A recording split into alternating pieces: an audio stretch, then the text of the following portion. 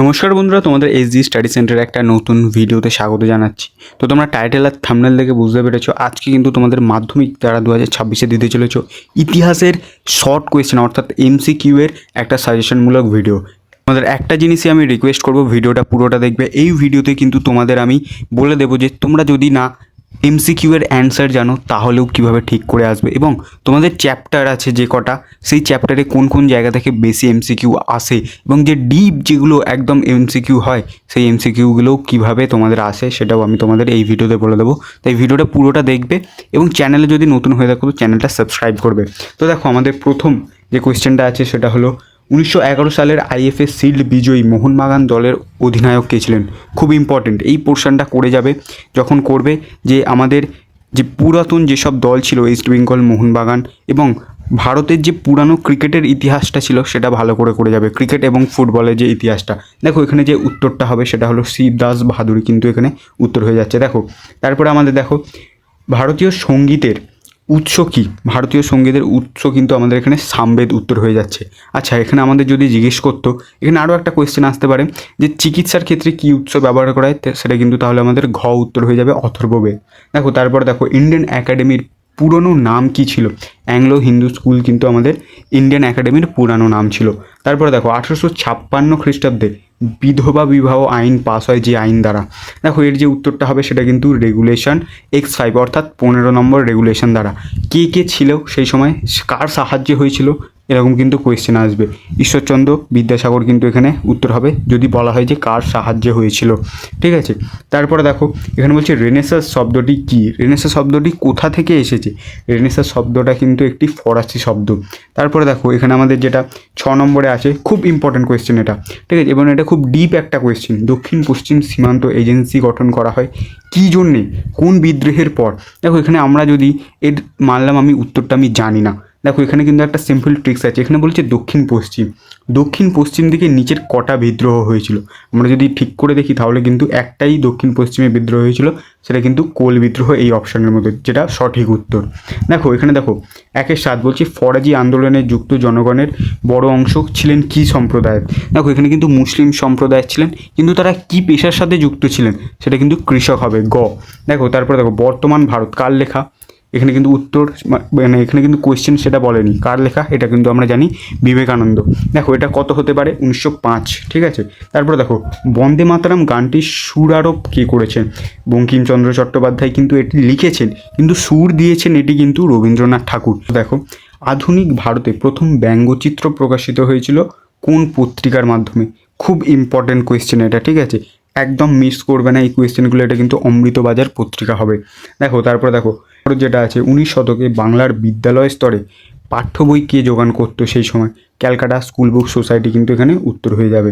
দেখো তারপরে দেখো 12তে কলকাতা বিজ্ঞান কলেজের প্রতিষ্ঠাতা কে ছিলেন। এখানে কিন্তু আমাদের আশুতোষ মুখার্জি উত্তর হয়ে যাচ্ছে। বয়কট আন্দোলনের ফলে অর্থনৈতিক দিক থেকে কারা ক্ষতিগ্রস্ত হয়েছিল।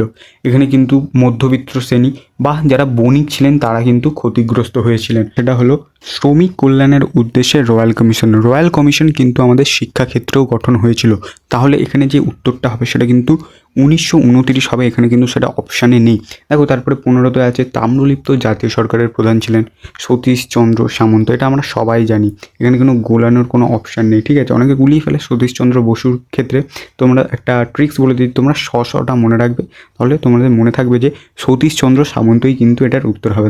দেখো তারপরে দেখো রাষ্ট্রীয় স্ত্রী সংঘ, খুব একটা ইম্পর্ট্যান্ট কোয়েশ্চেন। সরোজিনী নাইডু কিন্তু এখানে উত্তর হয়ে যাচ্ছে। তারপর দেখো অ্যান্টি সার্কুলার সোসাইটি গড়ে ওঠে।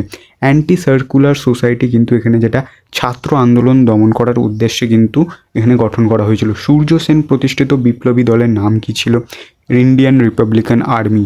এখানে কিন্তু অনেকে গুলিয়ে ফেলে, অনেকে হিন্দুস্তান রিপাবলিকান অ্যাসোসিয়েশন বলে দেয় বা বেঙ্গল ভলেন্টিয়ার্সে উত্তর করে দেয়, কিন্তু এখানে কিন্তু ইন্ডিয়ান রিপাবলিকান আর্মি হবে।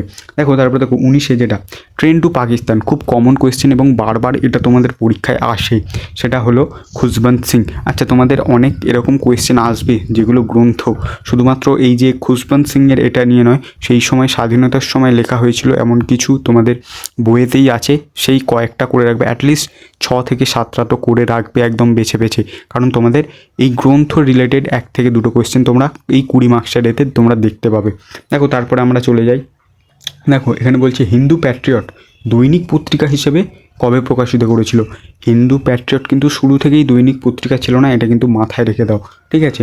ওটা কিন্তু মাসিক পত্রিকা ছিল। দেখো এখানে যেটা আমাদের উত্তর হয়ে যাচ্ছে সেটা কিন্তু 1892 মার্চ মাস। দেখো 1823 খ্রিস্টাব্দে, তারপরের যেটা আছে 1823 খ্রিস্টাব্দে প্রতিষ্ঠিত জনশিক্ষা কমিটি অর্থাৎ জিসিপিআইয়ের সম্পাদক কে ছিলেন। দেখো এখানে আছে আমাদের যে জেমস প্রিন্সেপ আছে, এইচ উইলসন আছে, কুলভিল আছে, এখানে কিন্তু উত্তরটা আমাদের হবে টমাস ব্যাবিংটন মেকলে, যেটা আমরা মেকলে মিনিট নামেও আমরা যেটা জানি।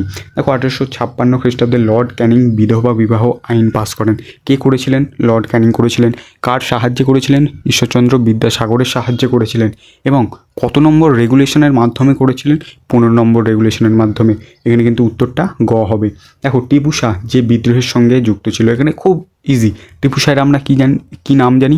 পাগলাপন্থী বলেও কিন্তু আমরা টিপু শাহকে চিনি, তাই পাগলাপন্থী বিদ্রোহ কিন্তু এখানে আমাদের উত্তর হয়ে যাচ্ছে। দেখো ইন্ডিয়ান ফরেস্ট ডিপার্টমেন্ট খুব একটা ইম্পর্টেন্ট কোয়েশ্চেন, এটা কিন্তু আমাদের যেটা খ কিন্তু এখানে উত্তর হয়ে যাচ্ছে।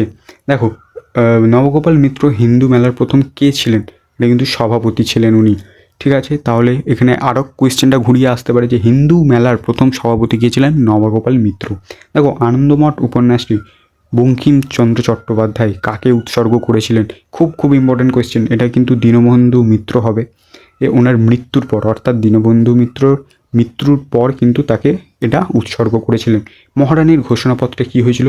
ভারতের ব্রিটিশের একচেটিয়া ব্যবসার অধিকার লাভ হয়েছিল। দেখো লাইনোটাইপ কে প্রথম ব্যবহার করেছিলেন? এটা কিন্তু আনন্দবাজার পত্রিকা উত্তর হয়ে যাচ্ছে। তারপর দেখো বাংলা মুদ্রণ শিল্পের বিশ্বকর্মা নামে কে পরিচিত? খুব এটা ইম্পর্টেন্ট কোয়েশ্চেন, এটা কিন্তু পঞ্চানন কর্মকার হয়ে যাচ্ছে। আচ্ছা মাল্যবারের মোপলা সম্প্রদায় কী ছিলেন?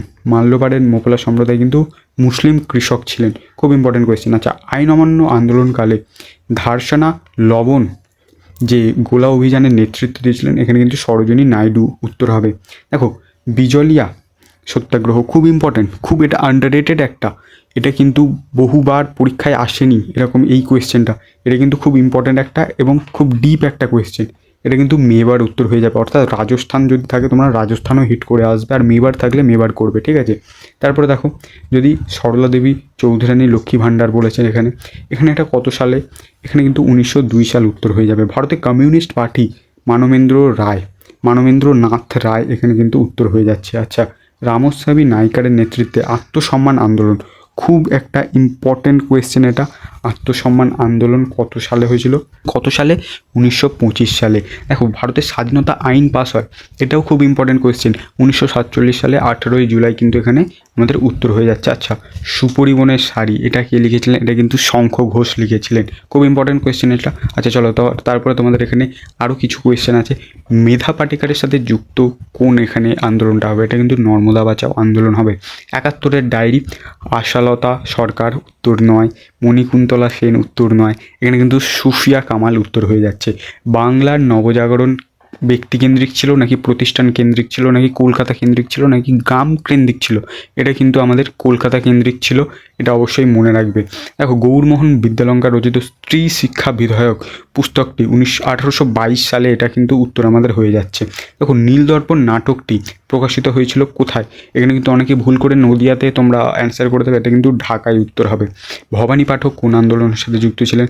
ভবানী পাঠক কিন্তু সন্ন্যাসী ফকির আন্দোলনের সাথে এটা কিন্তু উনি যুক্ত ছিলেন। দেখো দুদু মিয়ার আসল নাম কি? এখানে কিন্তু মোহাম্মদ মহসিন হয়ে যাচ্ছে উত্তর। দেখো এটা ছিল পার্ট 1 এবং পার্ট 2-এ কিন্তু আরও ডিটেলড আমি কোয়েশ্চেন অ্যান্সার নিয়ে আসবো। চ্যানেলটাকে সাবস্ক্রাইব করে রাখো এবং পরের ভিডিওতে দেখা হচ্ছে। যদি চ্যানেলে নতুন হয়ে থাকো তো চ্যানেলটা অবশ্যই সাবস্ক্রাইব করো এবং এই পিডিএফটা যারা টোটাল পেতে চাইছো আমাকে একবার মেসেজ করতে পারো, আমি কিন্তু তাদের এই পিডিএফটা ফ্রিতে প্রোভাইড করে দেবো।